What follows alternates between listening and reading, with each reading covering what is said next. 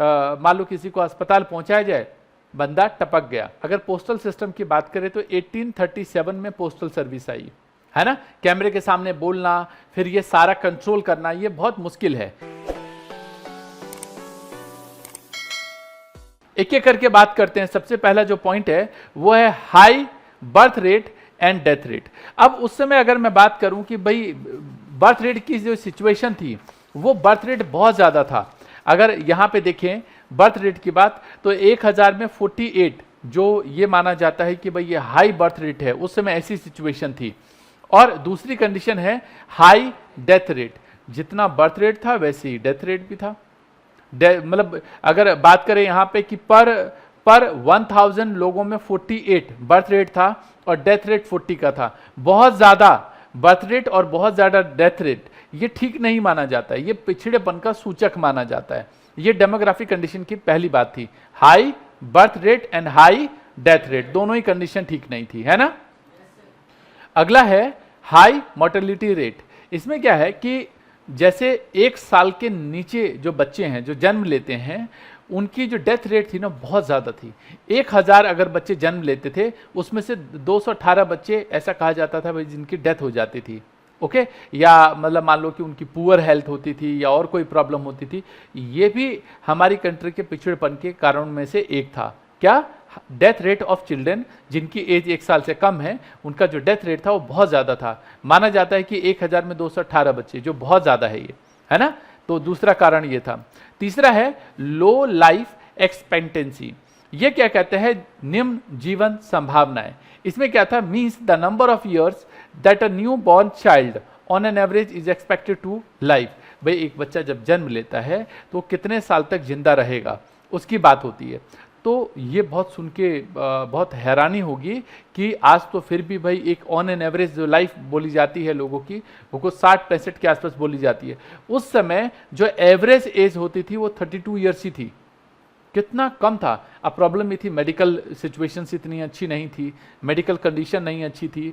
भाई medical condition अच्छी नहीं होगी, दवाइयाँ अच्छी नहीं मिलेगी, डॉक्टर्स नहीं मिल पाते थे, उसमें वैद्य होते थे। तो आप समझ सकते हो भाई कि अच्छा वैद्य भी होते थे तो बहुत दूर दूर होते थे। आज तो हॉस्पिटल आपके घर के पास में मिल जाएगा, लेकिन पहले हॉस्पिटल बहुत दूर दूर होता था। तब तक मान लो किसी को अस्पताल पहुंचाया जाए, बंदा टपक गया, है ना। इस तरीके की कंडीशन थी। तो ऑन एन एवरेज जो उनकी एक यूं कह सकते हैं कि लाइफ थी, वो 32 साल मानी जाती थी पहले, तो जो बहुत ज्यादा कम था। तीसरा पॉइंट था ये। चौथा पॉइंट था लिटरेसी रेट। उस समय अगर मैं लिटरेसी रेट की बात करूं कि भाई साक्षरता दर, बीच में अभियान आया ना, एक ये बीच में अभियान आया कि भाई साक्षरता बढ़ाओ, ज्यादा से ज्यादा लोगों को साक्षर करो, ऐसा अभियान आया। तो those who can read and right, उन लोगों को बोलते हैं कि भाई वो लोग जो है साक्षर हैं, अनपढ़ नहीं है। अब मान लो भाई मतलब आजू और बाजू, ये भाई 2 भाई बहन हैं। अब अगर मैं बात करूं कि भाई स्कूल जाने की, तो आज भी गांव में लड़कियों को स्कूल जल्दी नहीं भेजा जाता है। ऐसा आज भी है।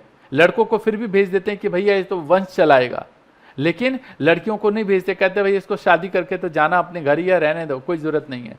तो जो अगर मैं बोलूं कि ये जो पूरी लिटरेसी रेट थी वो टोटल 16% थी और फीमेल लिटरेसी सिर्फ 7%। सोच सकते हो कितनी ज्यादा कम थी, बहुत कम माना गया यहाँ पे। तो ये भी डेमोग्राफिक कंडीशन अगर कहें कि भारत के पिछड़ेपन का एक कारण ये भी था। इसके बाद अगर अगला पॉइंट देखें हम लोग, तो नेक्स्ट पॉइंट है हमारे पास लो स्टैंडर्ड ऑफ लिविंग।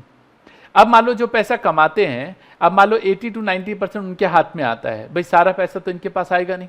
आपको पता है कि गवर्नमेंट बोलेगी ला बेटा मेरा दे दो, मेरा पैसा दे दो। चलो उसके बाद भी जो भी कमाया उन्होंने, उसका 80 to 90% भाग बेसिक नेसेसिटीज में लग जाता था। 80 to 90% बचता नहीं था, जैसे फूड, क्लॉथ, हाउसिंग, इस सब में। बट एक तरीके से ये इनएडुकेट नहीं था। मतलब एक तो मान लो कि कोई बंदा 5000 ही कमाए और 5000 में से 4900 रुपये बड़ी मुश्किल से 100 रुपये बचाए, बाकी सब खर्च हो गए, बचा बचा के भी। सोचो ना उसका लिविंग स्टैंडर्ड क्या होता होगा। तो लिविंग स्टैंडर्ड कैसा था? बहुत कम था। लोगों को दूध नसीब नहीं होता था, दूध पीना तो बहुत दूर की बात, चाय भी नहीं पी पाते थे। इतनी इनकम नहीं थी, जो ऐसा कहा जाता है कि इसको ठीक नहीं माना जाता। तो इस वजह से ये जो सिचुएशन थी वो हमारे भारत के पिछड़ेपन, मतलब जो पिछड़ा है वो होने का एक बहुत बड़ा कारण था। तो टोटल 5 कंडीशन है यहाँ पे, मतलब 5 रीजंस हैं। Demographic condition on the eve of independence, सबसे पहला क्या है जी, high birth rate and death rate, मतलब high birth rate and high death rate. दूसरा है हाई मोर्टेलिटी रेट, भाई इसमें क्या बताया कि जो डेथ रेट था बच्चों का वो बहुत ज्यादा था। फिर क्या है जी, लो लाइफ एक्सपेक्टेंसी, भाई जो लाइफ थी ये बहुत ज्यादा कम थी, एवरेज एज सिर्फ 32 साल थी उस समय। लिटरेसी रेट की बात करें तो टोटल 16% था, जिसमें से अगर फीमेल की बात करें, लड़कियों की बात करें तो सिर्फ 7%, जो बहुत ज्यादा कम था। और ऐसा कहा जाता है कि लो स्टैंडर्ड ऑफ लिविंग में 80 to 90% जो पैसा कमाया वो सारा का सारा सिर्फ खाने पीने पे खर्च हो गया। जो भी मतलब 80 to 90% खर्च हो गया, कोई प्रॉब्लम नहीं है, अच्छी बात है, लेकिन ये इनएडुकेट था, पर्याप्त नहीं था कि इतना पैसा खर्च हो गया, ये भी ठीक नहीं था। मतलब पैसा एक तो कम आया और वो पूरा का पूरा खर्च हो गया। यूं कहो ना यार, उनकी इनकम ही कम थी, जब इनकम कम होगी तो सिंपल सी बात है स्टैंडर्ड ऑफ लिविंग गिरेगा ही, है या ना। भाई 2 वक्त की रोटी एक इंसान जुटाएगा, अब पैसे उसके पास पूरे नहीं है तो होगा क्या, पैसे ही नहीं है, 2 वक्त की रोटी भी बड़ी मुश्किल से जुटा पा रहे हैं, तो उस केस में आप कह सकते हो कि उसका जो स्टैंडर्ड ऑफ लिविंग है बहुत कम होगा। तो टोटल 5 कंडीशन थी। पहला कंडीशन क्या बताया हमने, 5 सिचुएशन। पहला high birth rate and death rate, दूसरा क्या, तीसरा, उसके बाद क्या जी, और उसके बाद लो स्टैंडर्ड ऑफ लिविंग। ये टोटल 5 कंडीशन थी। जो इंफ्रास्ट्रक्चर था वो कैसा था उस समय इंडिपेंडेंस के टाइम पे। सबसे पहले हम बात करेंगे इसमें रेलवे की, फिर बात करेंगे रोड की, फिर बात करेंगे water transport and air transport की, और फिर बात करेंगे कम्युनिकेशन की। 4 पॉइंट हो गए जी। चलो एक एक करके बात करते हैं। रेलवे की बात करें, देखो ऐसा कहा जाता है कि रेलवे जो है वो भारत में 1850 में आया और ये कुछ 1853 में चालू हो गया। भाई मतलब जो इसका ऑपरेशन है, मतलब देखो ना, अंग्रेजों ने 3 साल में पटरियां बिछा दी, 3 साल के अंदर भारत में रेलवे का जाल बिछा दिया। 1850 में आया, 1853 में रेलवे चालू कर दिया इंडिया में। देखो कितनी बड़ी बात है ना। तो अगर रेलवे की बात करें कि रेलवे आया तो फायदा और नुकसान जरा ये भी देख लेते हैं। फायदा क्या हुआ रेलवे का कि भाई cheap and rapid movement of people from one place to another place. भाई सस्ता हो गया कि एक जगह से दूसरे जगह जाना आसान और सस्ता दोनों हो गया लोगों के लिए, लोगों के साथ साथ माल का भी हो गया। बनाया तो मतलब ये जो इंट्रोड्यूस किया अंग्रेजों ने अपने फायदे के लिए किया कि यहां से लोगों को जाना आसान हो जाए, और दूसरी बात उनके माल भी एक जगह से दूसरी जगह लेके जाना आसान हो जाए। दूसरा है increased commercialisation of Indian agriculture. अब इन्होंने, मैंने बताया, कपास की खेती, नील की खेती, इन सब की खेती ज्यादा करवाने लगे ताकि माल एक जगह से उठा के दूसरी जगह ले जाया जा सके। तीसरा है इंडियन एक्सपोर्ट ट्रेड एक्सपेंडेड। अब इससे फायदा क्या हुआ कि इंडिया का जो एक्सपोर्ट ट्रेड है वो बढ़ गया, इंडिया का जो एक्सपोर्ट ट्रेड है वो बढ़ गया। भाई बड़े आराम से माल एक जगह से दूसरी जगह पहुंचने लगा, तो इससे क्या होगा, प्रोडक्शन बढ़ाया और माल अपना एक्सपोर्ट करना ज्यादा आसान हो गया इनके लिए। ये तो हो गया पॉजिटिव पक्ष। एक नेगेटिव पक्ष भी है। नेगेटिव पक्ष क्या है, अगर मैं नेगेटिव पक्ष की बात करूं तो main motive of British rulers, जो इनका मेन पर्पस था वो था कंट्रोल करना। क्या करना, कंट्रोल करना, ताकि उनका पूरा का पूरा कंट्रोल और एडमिनिस्ट्रेशन जो है वो इंडियन टेरिटरी के ऊपर पूरा बना रहे। भारत के अलग अलग शहरों में से या गांव से ये सब सामान इकट्ठा करे और बाहर भेजे, रॉ मटेरियल इकट्ठा करे और उसका कमर्शलाइजेशन करे। इनका मेन पर्पस ये था, जो नेगेटिव इंपैक्ट था इसका। ओके जी। इसी में दूसरा था earn profit through foreign trade. अब यहां से कच्चा माल बना के या फिर जो भी जिस तरीके से उठाओ माल भेजो, और एक स्टेट को या एक गांव को दूसरे गांव से जोड़ दो, ताकि इससे क्या होगा, माल यहां से बड़ी आसानी से उठाओ और बाहर भेज दो। फायदा इन्हीं का था। पहला फायदा क्या था यहां पे जी, कि यहां पे राज कर सके, कंट्रोल करे और एडमिनिस्ट्रेशन करे। दूसरा क्या था जी, कि प्रॉफिट कमा सके फॉरेन ट्रेड से। कहां से प्रॉफिट कमा सके, फॉरेन ट्रेड से। तीसरा नहीं, 2 ही पॉइंट है इसमें, मतलब जो अभी आपने पढ़ा यहां पे कि रेलवे रेलवे जो आया वो 1850 में आया, 1853 में ऑपरेशन चालू हो गया। फायदे की बात करें तो इससे जो आना जाना हो गया वो बहुत आसान हो गया। दूसरा क्या हो गया कि जो इंडियन एग्रीकल्चर था उसका जो कमर्शलाइजेशन था वो बहुत आसान हो गया। और तीसरा इंडियन एक्सपोर्ट ट्रेड जो है वो एक्सपेंडेड हो गया, जो एक्सपोर्ट है वो बढ़ गया। ये तो अच्छी बात थी कि हम जो अपना सामान है वो विदेशों में भेजने लगे। लेकिन घाटा क्या हुआ कि इनका मेन मोटो था कि भाई इंडिया में राज करें, कंट्रोल करें और जो एडमिनिस्ट्रेशन है उसको पूरा का पूरा कंट्रोल करें ये लोग। दूसरा था यहाँ पे कि भाई इनका मेन पर्पस था कि फॉरेन ट्रेड से पैसा कमाया जा सके। यहाँ से कच्चा माल बनाओ, मतलब कच्चा माल लो, उसको बनाओ और विदेशों में बना हुआ माल भेजो ताकि इनको फायदा ज़्यादा से ज़्यादा हो सके। रेलवे से फायदा इनको ये हुआ। दूसरा, रोड की बात करें तो सड़कें, इन्होंने सड़कें भी बनवाई। पर्पस वही, तुम्हें पता चल गया पर्पस क्या होगा, मोबिलाइज आर्मी विद इंडिया। अब देखो कितनी बड़ी बात है कि भाई ये जो है फौज का, अब भाई इनके जो फौजी थे ये एक जगह से दूसरी जगह बड़े आराम से जा सके, रोड बनवाए इन्होंने, है ना। दूसरा क्या था, कैरिंग आउट रॉ मटेरियल। दूसरा पॉइंट था कि यहाँ से माल जो रॉ मटेरियल था उसको यहाँ से भेजा जा सके। दो मेन पर्पस थे रोड बनवाने के। पहला क्या, mobilise army within India, कि भाई इंडिया में अलग अलग जगह आर्मी जा सके। और दूसरा कैरिंग आउट रॉ मटेरियल, यहाँ से रॉ मटेरियल ले जाया जा सके। ये दूसरा पॉइंट था। अब तीसरा है water transport and air transport.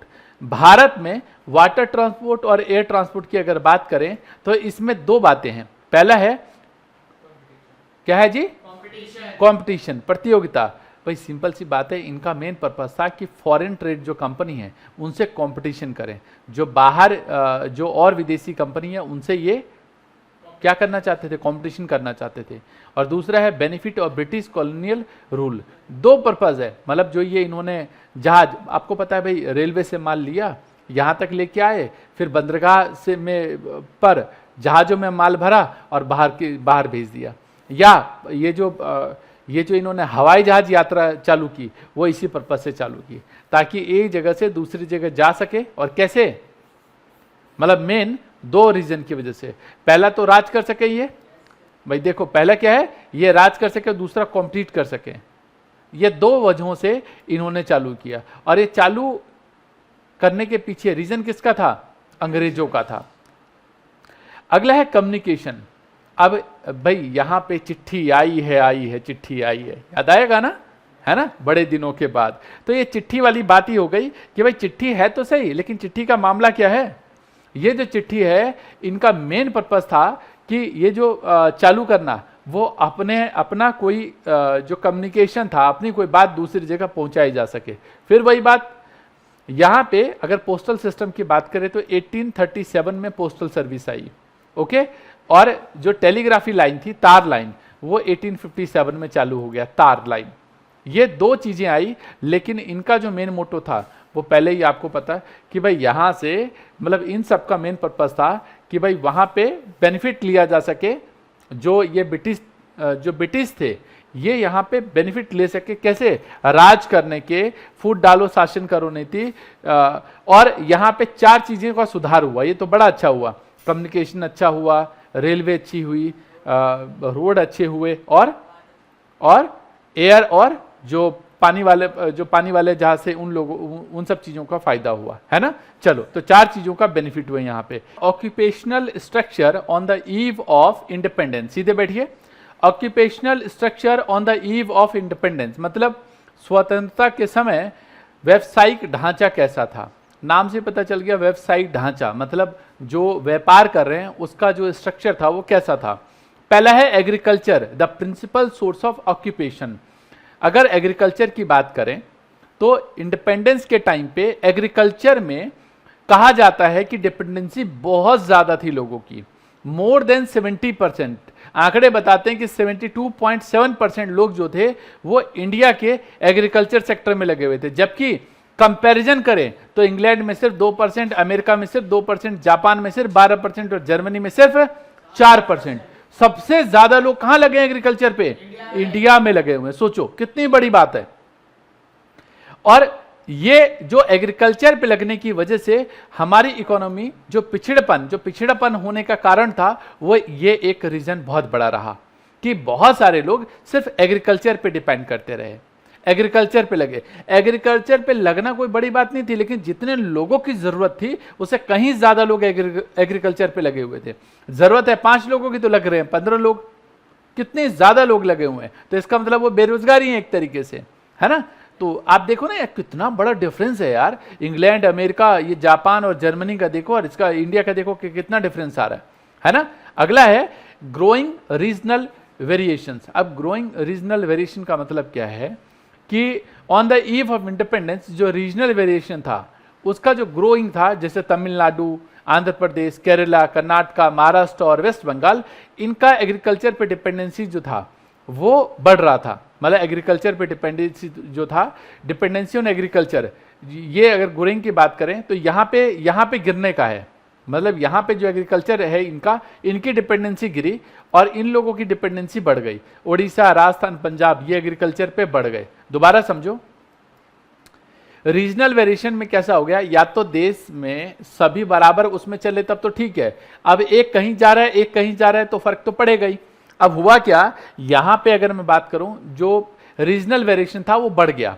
Growing मतलब यहां पे रीजनल वेरिएशन मतलब वेरिएशन इनके बीच में बहुत ज्यादा चेंज आया। कैसे, तमिलनाडु, आंध्र प्रदेश, केरला, कर्नाटका, महाराष्ट्र और वेस्ट बंगाल, इनका डिपेंडेंसी ऑन एग्रीकल्चर डाउन हो गया। क्या हो गया जी, डाउन। मतलब इनका जो इंटरेस्ट है या एक तरीके से एग्रीकल्चर पे जो मतलब यूं समझो कि डिपेंडेंसी वो बहुत ज्यादा कम हो गई, डाउन हो गया। जबकि अगर मैं पंजाब की बात करूं, आज भी आपको पता है भाई पंजाब में बहुत ज्यादा खेती होती है, तो ये क्या हो गया, एक तरीके से ये अप हो गया। राजस्थान, पंजाब, उड़ीसा, इनकी डिपेंडेंसी बढ़ गई, एक ही दिक्कत रही। अगला है industry on insignificant source of occupation. अब on the eve of independence engagement in manufacturing industries India में सिर्फ 9% था, जबकि यूएसए, इंग्लैंड, जापान, इनमें देख रहे हो इंडस्ट्री कितनी ज्यादा आगे है। अब मैं कहूं कि क्या कंप्यूटर हमारे देश में बनाया गया है, तो आंसर है जी नहीं, है ना। देखो ना भाई, जो मशीनें हैं, बहुत ज्यादा मशीनों का जो इस्तेमाल है वो बाहर के लोग ज्यादा करते रहे, उन्होंने नई नई मशीनें बना ली ताकि काम किया जा सके। यहां पे क्या है, हमारी डिपेंडेंसी बहुत कम थी, मशीनों का इस्तेमाल हम नहीं करते रहे। मतलब हमारे यहाँ पे अगर लेबर की बात करें तो लेबर इंटेंसिव टेक्निक ज्यादा इस्तेमाल की जाने लगी, या की जाती थी क्योंकि था ही नहीं। जबकि जो बाहर के लोग थे, यूएसए, इंग्लैंड, जापान, इन लोगों ने क्या कर लिया, मशीनें ज्यादा ईजाद कर ली और मशीनों से काम करने लगे। तो सिंपल सी बात है, इनका प्रोडक्शन ज्यादा होगा, आया ना। और ये बहुत कम होने की वजह से हमारे देश की जो इकोनॉमी है वो डाउन हुई। इसके बाद अगला है अनबैलेंस्ड ग्रोथ। क्या है जी, अनबैलेंस्ड ग्रोथ। ये क्या कहता है, on the eve of independence occupational distribution में प्राइमरी सेक्टर को बेसिकली हम लोग कृषि सेक्टर भी बोलते हैं, एग्रीकल्चर सेक्टर भी बोलते हैं। तो एग्रीकल्चर सेक्टर का जो पार्ट था वो बहुत ज्यादा था, जबकि सेकेंडरी सेक्टर को बोलते हैं इंडस्ट्रियल सेक्टर, उसका जो रोल था वो 10.1 ही था। और टेरिटरी सेक्टर जिसको बोलते हैं कम्युनिकेशन, ट्रांसपोर्टेशन, बैंकिंग, ये सब सेक्टर, इसका जो रोल था सिर्फ 17.2 था। अब आप देख सकते हो कि यहाँ पे प्राइमरी सेक्टर का रोल बहुत ज़्यादा आ गया, जबकि सेकेंडरी और टेरिटरी सेक्टर इसका ना के बराबर रहा। ये भी एक रीजन रहा। ओके, और नेक्स्ट वन इज अच्छा, इसमें ये भी डिटेल भी बता रखा है। प्राइमरी सेक्टर में agriculture, forestry, fishing, animal husbandry, plantation और माइनिंग, जैसे कृषि, वानिकी मतलब जंगल हो गया, मछली पालन, पशुपालन, बागान लगाना या खनन करना, इसका जो पार्ट था 72.7 पार्ट था। जबकि यहाँ पे बताया सेकेंडरी सेक्टर में सिर्फ 10.1 था।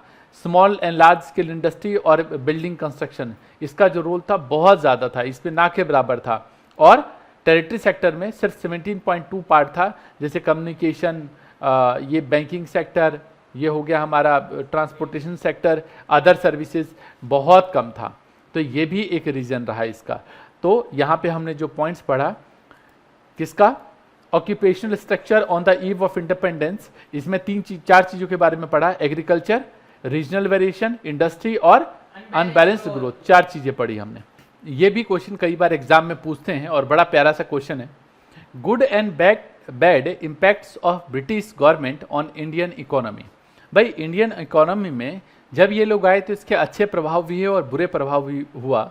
अच्छा प्रभाव क्या रहा?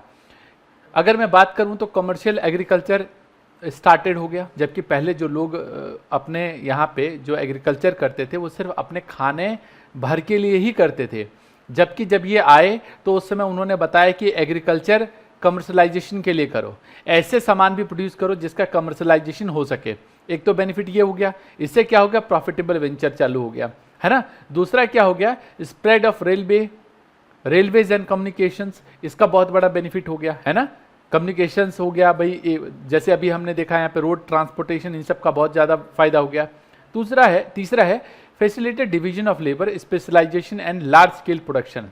जब ये आए तो इन्होंने लार्ज स्केल लेवल पर प्रोडक्शन करवाना चालू किया। इससे क्या हो गया, लेबर को स्पेशलाइजेशन होगी। अब एक बंदा सुबह से लेकर शाम तक एक ही काम करे और रोज वही काम करे, क्या आपको नहीं लगता वो स्पेशलाइज हो जाएगा अपने काम में? ऐसा कहा जाता है कि जब एक ही काम को बार बार, जैसे अगर मैं बात करूं अभी मेरे लिए ये सब कुछ डिजिटल करना मेरे लिए बहुत आसान है, क्योंकि मैं एक ही काम बार बार और कई सालों से कर रहा हूं। लेकिन अगर कोई नया बंदा हो तो मुश्किल हो जाएगा उसके लिए, है ना। कैमरे के सामने बोलना, फिर ये सारा कंट्रोल करना, ये बहुत मुश्किल है। जबकि मेरे लिए आसान इसलिए है क्योंकि मैं कई साल से, पिछले 15 साल से यही काम कर रहा हूं। 18-19 साल हो गए, 19 साल से ज्यादा हो गए मुझे पढ़ाते हुए, और 15 साल से डिजिटल सिस्टम में हूं। तो सोचो कितना बड़ा डिफरेंस आ जाएगा, है ना। तो facilitated division of labour, specialisation and large scale production. अगला है यहाँ पे, अगर मैं घाटे की बात करूं, लॉस की बात करूं, तो encourage export of raw material and import of manufactured good. ये हमारी कंट्री के लिए अच्छा नहीं हुआ। यहाँ से कच्चे माल लेके गए और वहां से बना हुआ माल हमारे देश में महंगा बेचते थे। एक तो है कि बेचना और एक है महंगा बेचना, तो महंगा बेचना ठीक नहीं रहा। अगला क्या रहा, farmer were force to switch over from food crop to cash crop. मतलब फार्मर को जबरदस्ती बोला गया कि तुम वो सामान बनाओ, वो बनाओ नहीं मतलब यहाँ पे प्रोड्यूस करो जिसको बेचा जा सके। अब आपको पता है भाई, इंसान को 2 वक्त की रोटी तो चाहिए, लेकिन कपास थोड़ा खाएगा, कपास खाएगा, नील खाएगा, इन सब की खेती उन्होंने करवाया। अब जैसे व्हीट, पैडी, दाल हो गया, या फिर भाई ज्वार हो गया, आटा हो गया, ये सब मतलब जो जितने भी ये दलहन और तिलहन बोलते हैं इसको, मतलब आटा, दाल, चावल, गेहूं, इन सब का प्रोडक्शन इन्होंने कहा यार इसको कम करो। और इनका जो मेन रोल था वो था रॉ सिल्क, कॉटन, वूल, जूट, इंडिगो, नील बोलते हैं, और शुगर, इन सब का प्रोडक्शन उन्होंने ज्यादा चालू कराया जिसका कमर्शलाइजेशन हो सके। अब new pattern of demand emerge हुई उस समय। इंपैक्ट कैसा रहा, इंपैक्ट ऑफ ब्रिटिश कल्चर जब आया तो आपको पता है भाई, वेस्टर्न कल्चर लोगों ने अडॉप्ट किया, उसकी वजह से क्या हो गया कि हमारे देश में जो बनी हुई चीजें हैं उसका जो डिमांड है वो कम हो गया, जबकि जो बाहर विदेशों में बना हुआ माल इंडिया में ज़्यादा बिकने लगा, लोगों को भी अच्छा लगने लगा। तो ये एक बैड और गुड इम्पैक्ट रहा। ये क्वेश्चन भी अच्छा है, आपके नोट्स में मिल जाएगा, बट मेरे ख्याल से अभी समझ में आ गया होगा आपको, है ना। गुड इफेक्ट्स में कम्युनिकेशन बहुत अच्छा हो गया, रेलवे आ गया, division of labour and specialisation हो गया, ये 3 गुड इफेक्ट्स थे। बैड इम्पैक्ट में क्या रहा जी, तो इन्होंने एक्सपोर्ट बढ़ा दिया, जिससे हमारी कंट्री में जो बेसिक नीड की चीज़ें थी वो कम हो गई। दूसरा हो गया, फार्मर को ज़बरदस्ती बोला गया भैया कैश क्रॉप बनाओ, मतलब कैश क्रॉप उगाओ बजाय कौन से, फूड क्रॉप के। और तीसरी प्रॉब्लम ये हो गई कि new pattern of demand emerge हो गया, वेस्टर्न कल्चर को लोग अपनाने लगे। ये 3 प्रॉब्लम थी। क्लियर है, एग्जाम में आता है। देखो ये चैप्टर बहुत मजेदार चैप्टर है, अगर आप सच में पढ़ने के पर्पज से पढ़ोगे कि उसमें कंडीशन कैसी थी, इमेजिनेशन करोगे, क्योंकि पिक्चर बनती है जब हम बात करते हैं तो उसकी माइंड में पिक्चर बनती है, सोचो ना कैसा होता होगा। तो अगर इसको सही तरीके से पढ़ोगे तो मजा आएगा, और अगर ऐसे ही पढ़ लिया कि अरे यार, तो फिर ये दिक्कत होगी। नोट्स आप सबको मिल जाएगा, जितने भी बच्चे जिन्होंने ऑनलाइन में है उनके पैकेज में ही नोट्स होगा, तो आप नोट्स निकाल के पढ़ना चालू कर सकते हैं। और जिनका पैकेज में नहीं है भाई वो तो अपने आप मतलब जिनका पैकेज में होगा तो बहुत बढ़िया, और जो यहाँ पे बच्चे हैं उनको हम नोट्स डिलीवर कर देंगे। और पैकेज में नहीं है तो आप हमें ईमेल से मंगवा सकते हो। ओके, हमें ईमेल करो, हम आपको आपके ईमेल एड्रेस पे भेज देंगे नोट्स। चलो आज हम यहीं पे विराम देंगे और विराम के साथ ये चैप्टर क्लोज हो जाता है। इस चैप्टर में अब कुछ नहीं बचा, बट ये जो क्वेश्चंस किए हमने, इन सभी क्वेश्चन को बार बार पढ़ो ताकि ये चीजें क्लियर हो जाएं। ओके, मजा आ गया? चलो उम्मीद करता हूं कि आज वाली क्लास को आपने एंजॉय किया होगा। कंटिन्यू करेंगे नेक्स्ट में, तब तक के लिए all the best, take care, जय हिंद, जय भारत।